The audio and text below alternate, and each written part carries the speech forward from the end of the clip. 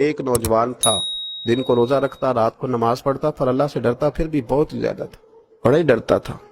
موت کا وقت آیا، ماں ہی تھی بس اس کی، تو ماں سے کہنے لگا اماں تو میری ماں ہے، میرے ساتھ 3 وعدے تو کر۔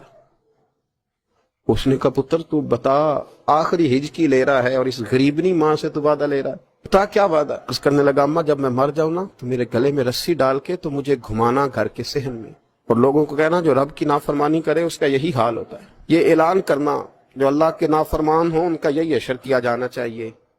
اور اماں پھر دوسرا وعدہ کر، میرا رات کو جنازہ اٹھایا جائے، میں نہیں چاہتا کسی کے منہ سے یہ لفظ نکل جائے کہ وہ دیکھو اللہ کا نافرمان جا رہا ہے، رات کو میرا جنازہ اٹھانا۔ اور اماں تیسرا میرے ساتھ وعدہ کر کہ لوگ مجھے دفن کر کے آ جائیں گے تو میری قبر پہ چلی جائے گی۔